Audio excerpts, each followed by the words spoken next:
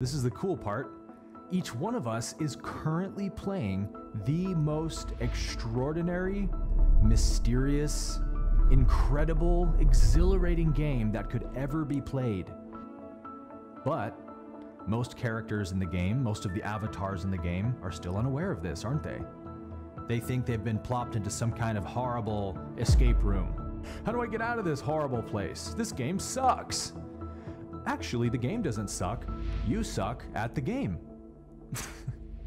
We literally know, through science, through mathematics, that we live in a mathematically perfect universe. Everything in the universe can be quantified through math. Everything is numbers, everything is data, and it's all perfectly balanced. From an atom to a planet to a galaxy, everything can be quantified by math because everything is mathematically perfect. You will have to learn how to see what you cannot see. You'll have to learn how to recognize patterns and repetitions in your life experience. You'll have to gain the awareness of how you perceive, correctly or incorrectly, and learn the difference. We can say that the final boss is essentially just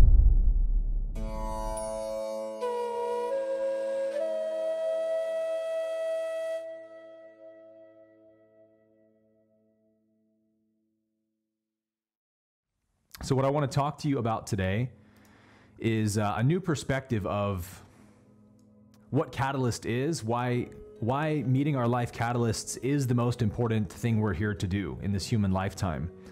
And a new analogy or perspective you can see spiritual balancing from.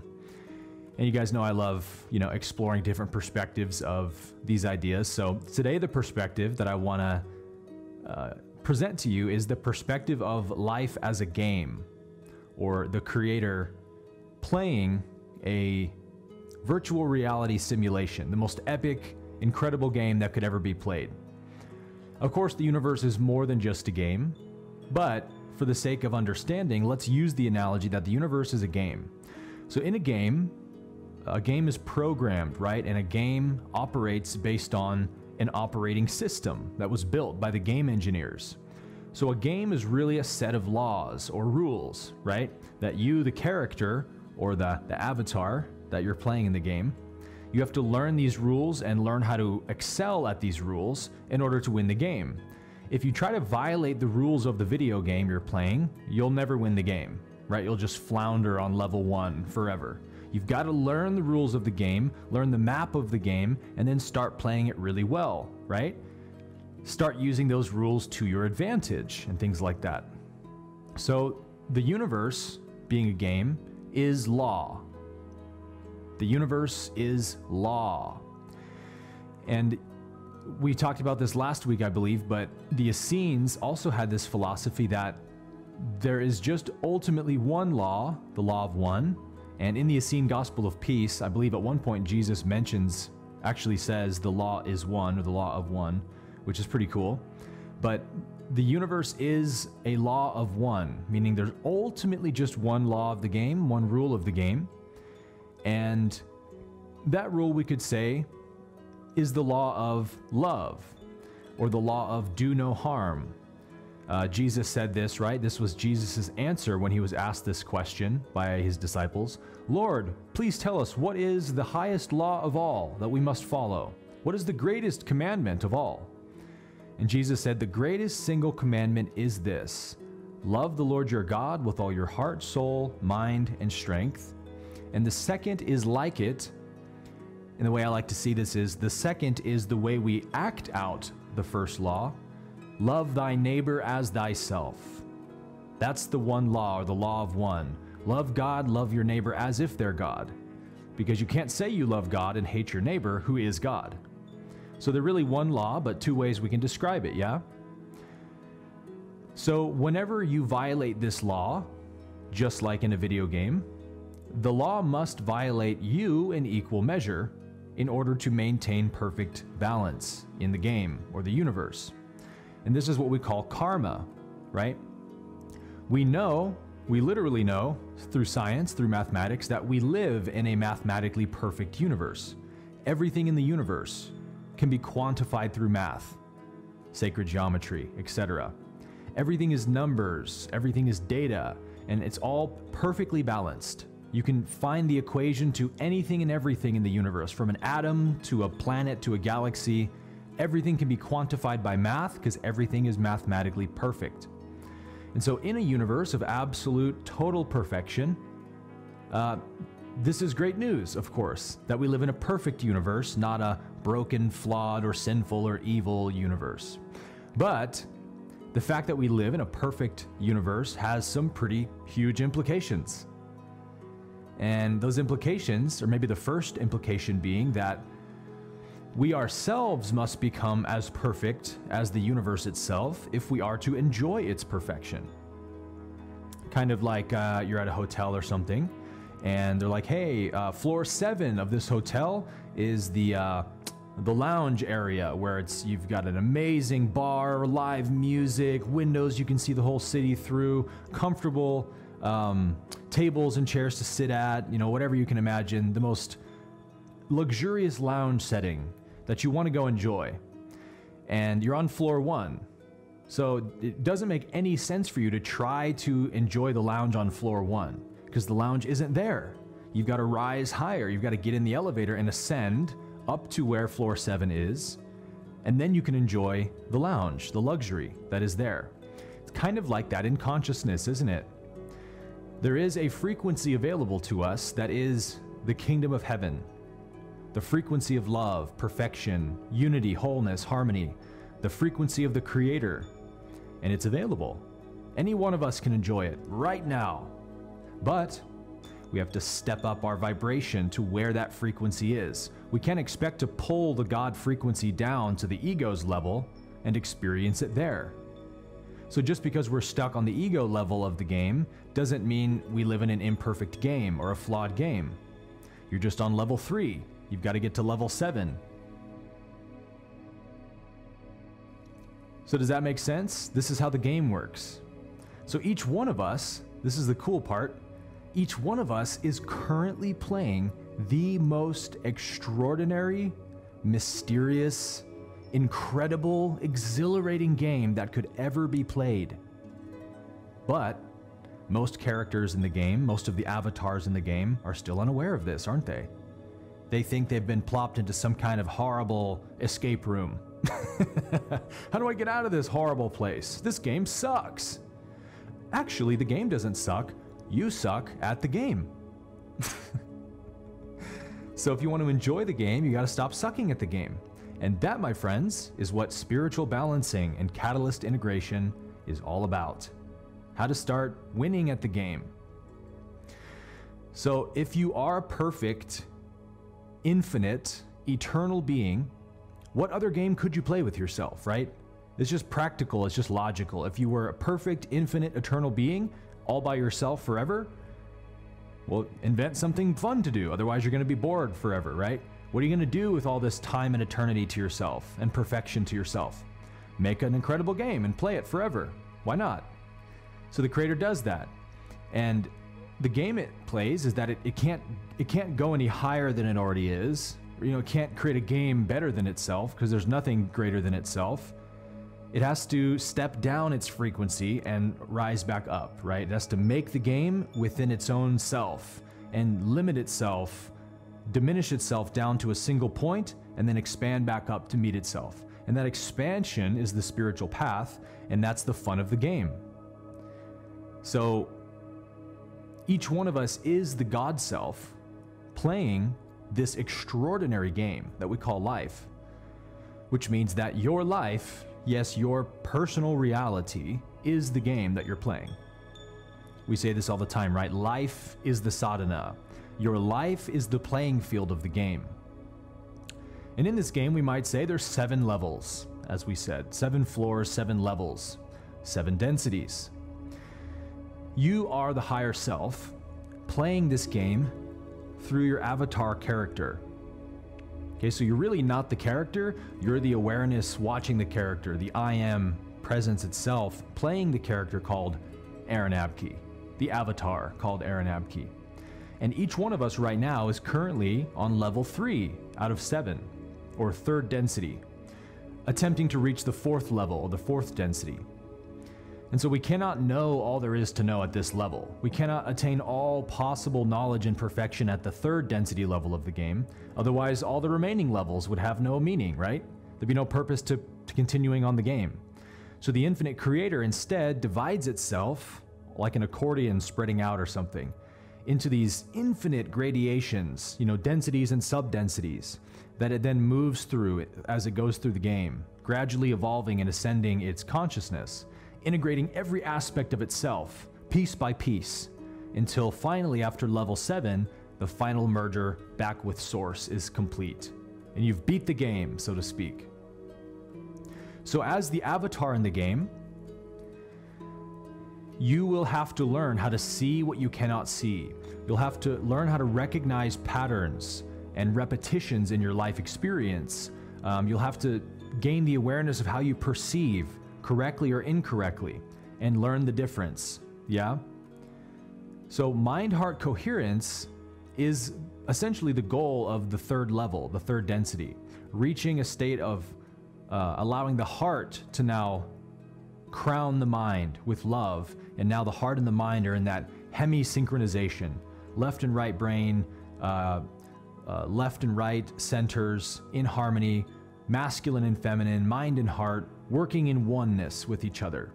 That's the goal of third density, is like merging mind with heart, heart-based consciousness, as we say. And so how do we do that? Well, of course, it's through our life catalysts. It's through spiritual balancing. Mind-heart coherence, as we say, is the I am state. When you're living from heart-based consciousness fully, you've now accessed the I am state as a permanent state.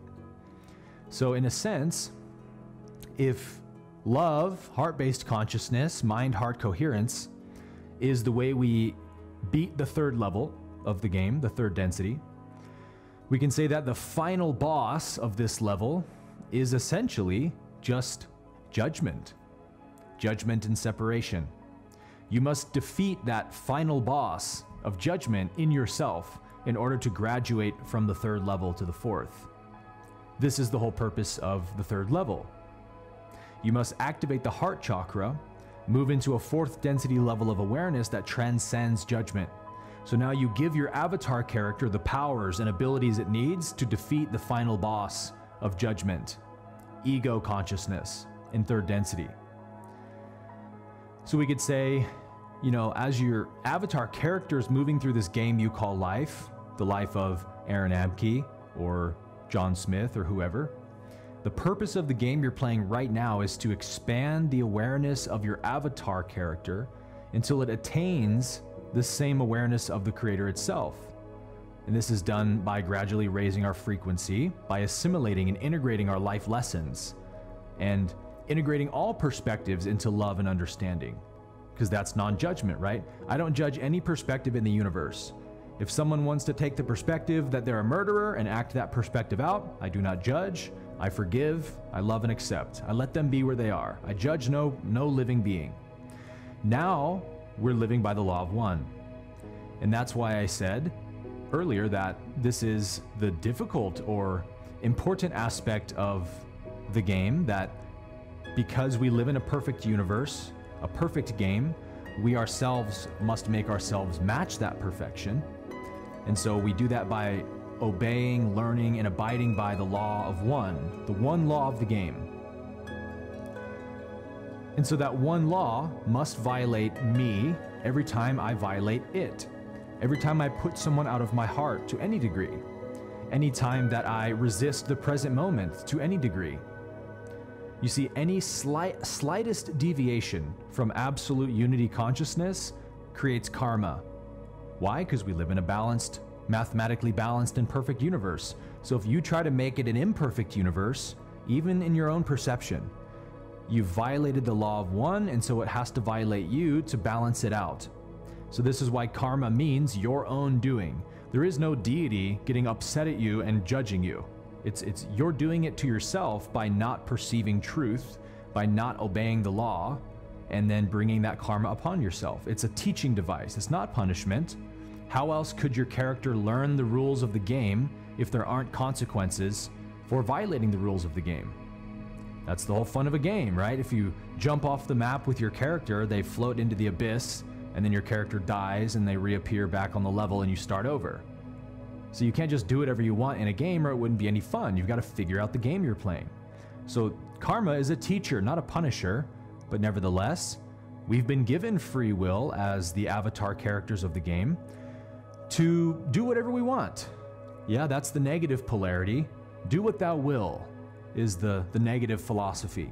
Do no harm is the positive philosophy of the path of light. So we've been given the free will to do what thou will. We can violate the law as much as we want. No one's going to stop us. But what you don't have the free will is to avoid the consequences of violating those laws. You cannot avoid the consequence, no matter how hard you may try.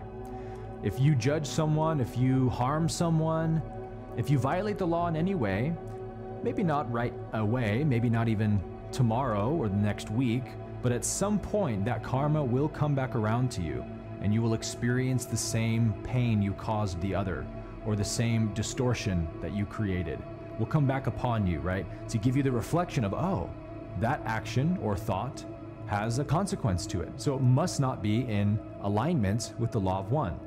You expanded awareness. Good job. That's the purpose of the game. So you never lose. Even when you violate the law, that's not a loss or a mistake. It's a way to learn. And that, my friends, is the point of catalyst integration. This is the only interface we have with the game, is our own life experience. In other words, the goal of this game is to transform your character, your avatar, into a perfect reflection of the law of one. Your character must become a perfect reflection of the law of one. That's the ultimate purpose of the game. And thankfully, as we say, we don't need to reach a 100% state of perfect alignment with the law of one. We can actually beat the third density level with a 51% grade of alignment. Isn't the creator merciful, you guys?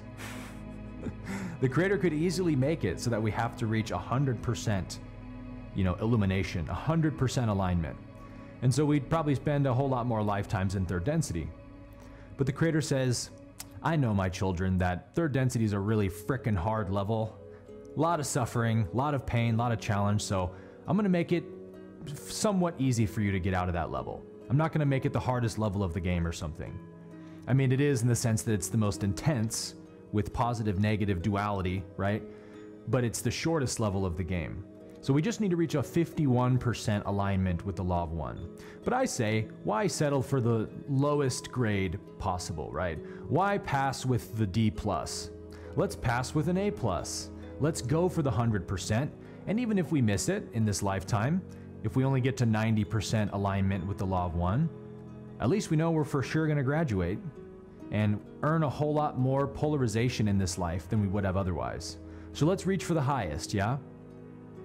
So why do we need to balance and integrate our life through our catalysts? Because every single challenge that we face in life represents our own deviation from the law of one. Only your life can show you where you're still living, thinking, or feeling out of alignment with the universal law. And so again, to even perceive someone as less than divine is still a violation of the law of one. So even at the level of perception, the game is calibrating your every movement, seeing how in or out of alignment you are, and course correcting you. But are you paying attention to those corrections? Are you tuning in? Are you seeing what the universe is telling you of where you're out of alignment, out of balance? So we gradually move back into alignment with the law of one by meeting our life experiences with the law of one, right? We have to learn the law of one, the law of love, learn how love demonstrates itself in space-time, and get better and better at expressing that law through ourself. This is how we crystallize, become crystallized, right? We learn the truth, we contemplate the truth, we begin to understand and then understand, and then we start to act it out and demonstrate it. And so as we do this, right, the mind-heart coherence aspect of this is that we're attempting to make all that is in the subconscious conscious. We're trying to become aware of what we cannot see in ourselves. And our life is doing that for us. Our life experiences are reflecting those things that are stuck in the subconscious that we're trying to become conscious of. Does that make sense? So that's what mind-heart coherence is the subconscious and the conscious becoming one. No secrets, no darkness, no shadows, no concealing, full awareness, full light everywhere.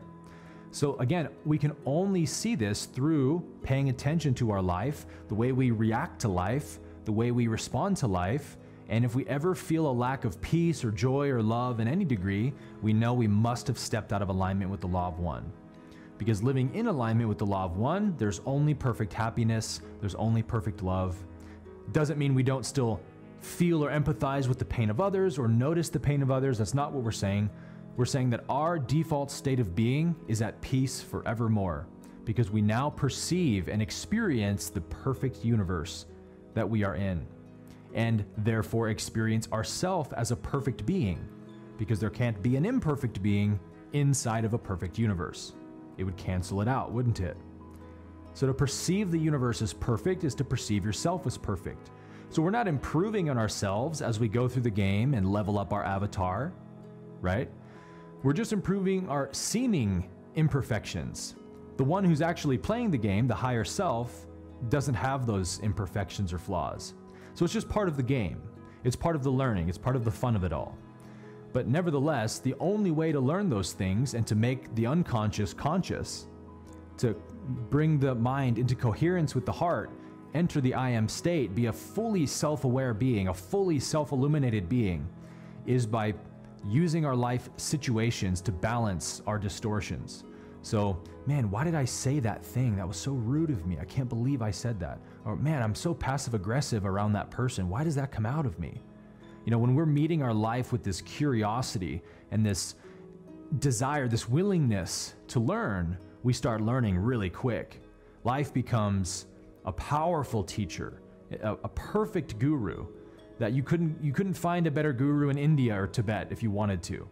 Your life is ready to be a teacher to you like that.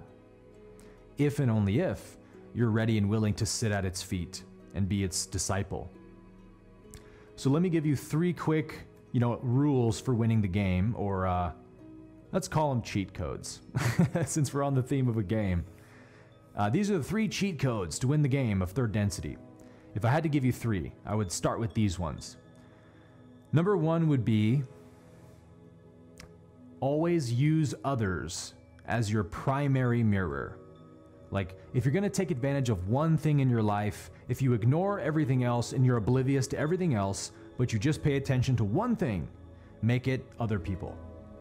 Make it your interactions with others, the parts of you that come out when you're in relationship to others. Because what you judge, whether positively or negatively, in others is really what you like or dislike about yourself. It's what you have integrated or not integrated in yourself. So until you see everyone as perfect, as divine, without any trace of judgment towards them, only love and compassion, then you must continue to balance yourself. Your perception of others still needs upgrading, right? So what's really helpful is to know, first of all, that nobody on earth has any greater percentage of darkness in them than anyone else does. Some are just more aware of their darkness. People like you and I, who are on a spiritual path, we're just more aware of our potential darkness, and we've worked on balancing it.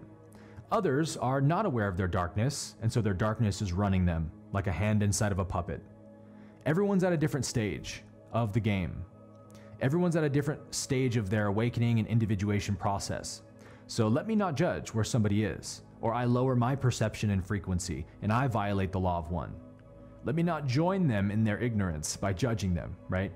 But let me use every person, let me use every interaction and every aspect of me that comes out in every reaction as a mirror. If anything comes out of me towards somebody that is not loving, understanding, kind, generous, grateful, happy, at peace, if anything other than love comes out of me, I have to see what that is and balance it. Find the cause in myself. What part of my shadow is not yet in the light?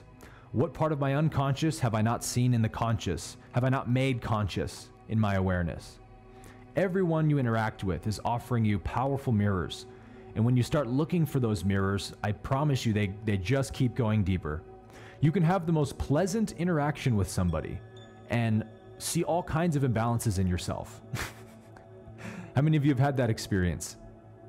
Like, even though you're having a very kind, generous interaction with someone, you're still noticing parts of you that maybe want to come up, or maybe are being a bit impatient, or judging them in some subtle way, or projecting onto them in some subtle way. And so although they don't know it, you're watching all the data flying across your consciousness as you interact with them. The impulses to have judgmental thoughts might be there, even though on the outside they're not. You're being very kind and loving. You know, like, no situation is absent of information and reflection and service to you. So you should always be awake and aware in every moment, paying attention to everything you're experiencing. And sometimes you're being offered very, very positive reflections, right? Sometimes life is showing you, look how incredibly loving you've become. Look how much light you exude, that everybody wants to be around you. People love being in your presence. People offer you reflections like, you know, I just want to let you know you're like just the sweetest person I've encountered this week. You'll start getting more reflections like that. Your energy is just wonderful. I love talking with you. And those are very positive reflections that the universe is saying, you're killing it, man. You're winning the game. Keep going. You're going in the right direction. We also need those reflections. And the more we ascend and the more we raise our frequency, the more of those we get. So it's not that we're only learning through pain or something. It's just that if you want to really level up, your pain, your suffering, your challenge is the way to do that. That's the greatest upgrade available in the game, is to learn where you're imbalanced, to become more humble, to be willing to acknowledge your faults and apologize and be humble. Like, those are the hardest things to do, and also the greatest ways to upgrade your avatar, your character in the game. So use other people as your primary mirror. And this is nothing we don't say every week here, but still bears repeating in emphasis.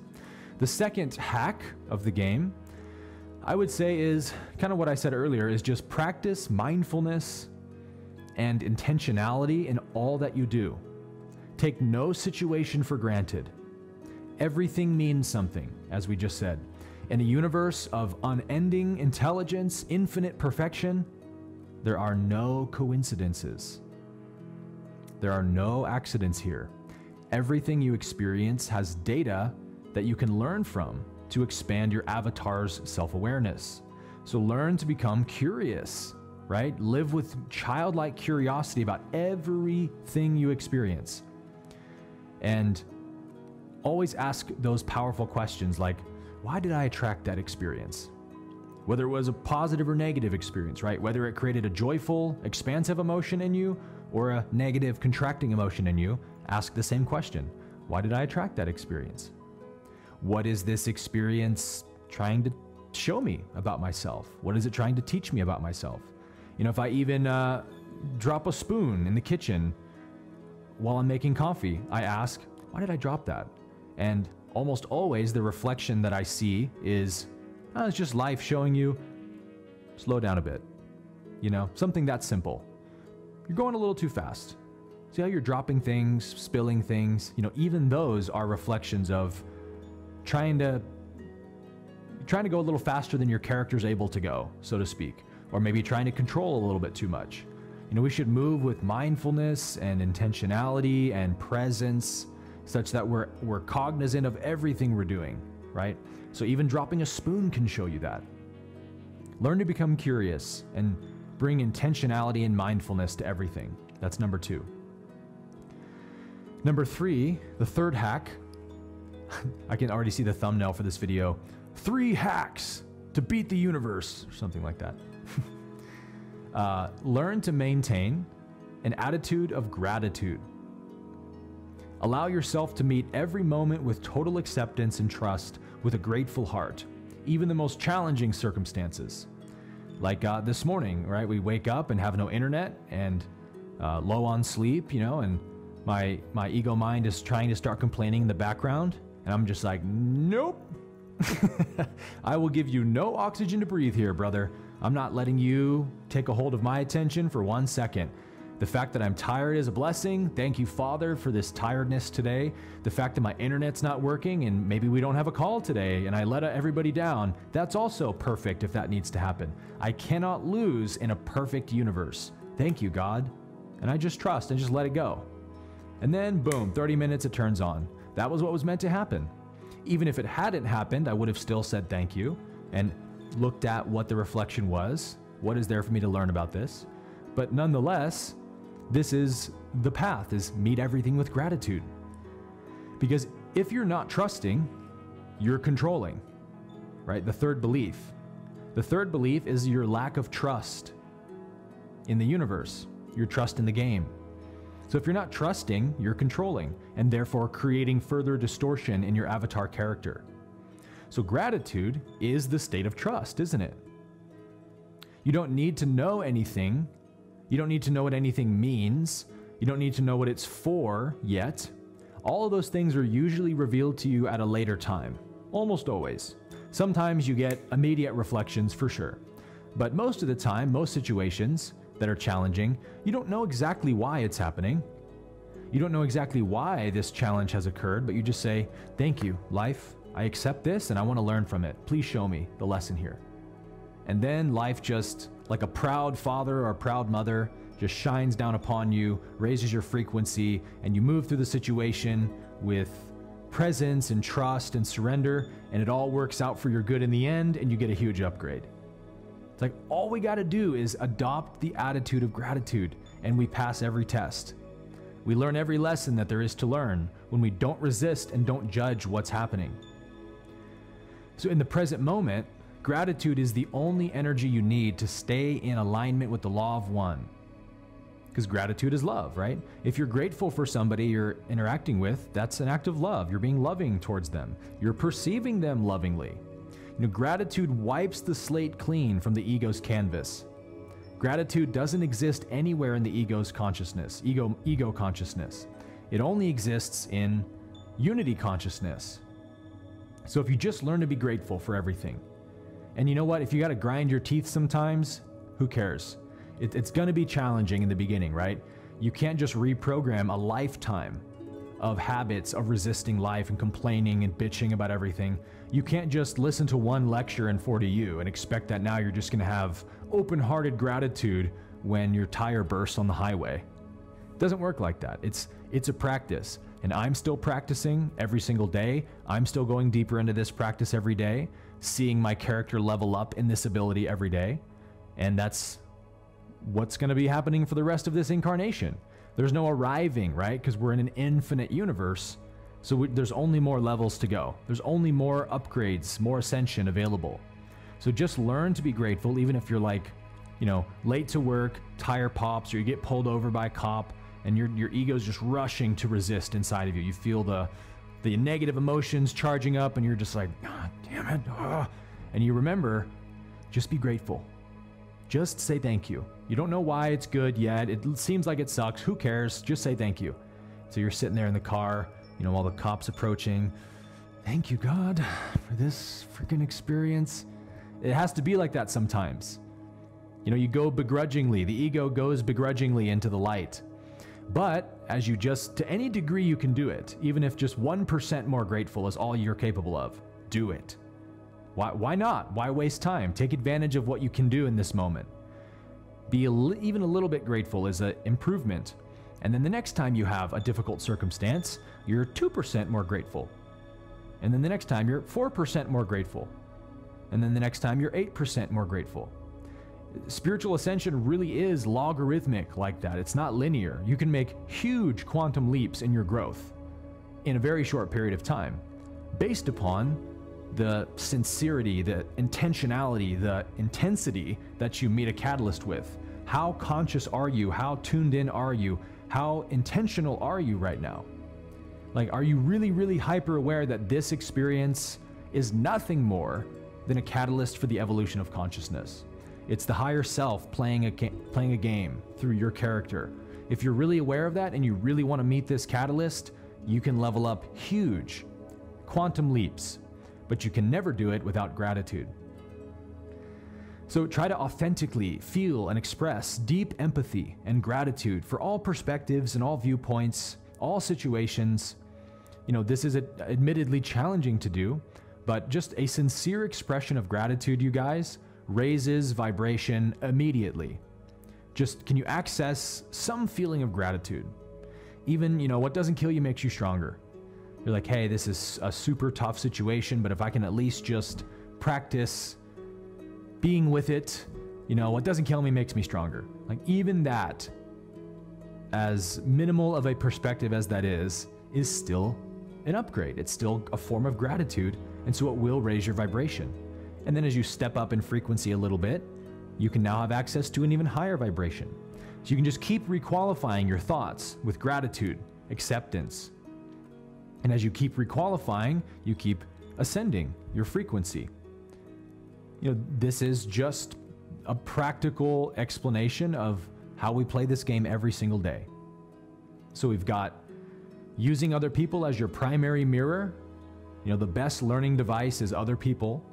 That's number one. Always remember that. Number two is just to practice mindfulness and intentionality, not just with the people you encounter, but with every situation in your life. You know, spilling a drip on your shirt, dropping a spoon, forgetting something, even the little mundane things still have data and information. So practice mindfulness, presence, be very intentional about everything you do. Be awake and aware, be conscious. That's number two. And then the third hack is learn to maintain an attitude of gratitude. Practice gratitude. Practice gratitude becoming your default state. That whatever catalyst hits you today, bing, gratitude is what comes out to meet it. It's your default mode. It's your first response. You program it into your consciousness, right? Like a software. You program gratitude to be your first response. You don't need to know, understand, perceive everything. You may be totally unaware of what's going on, but if you can be grateful, you're in alignment with the law of one, and now higher intelligence can flow through that channel.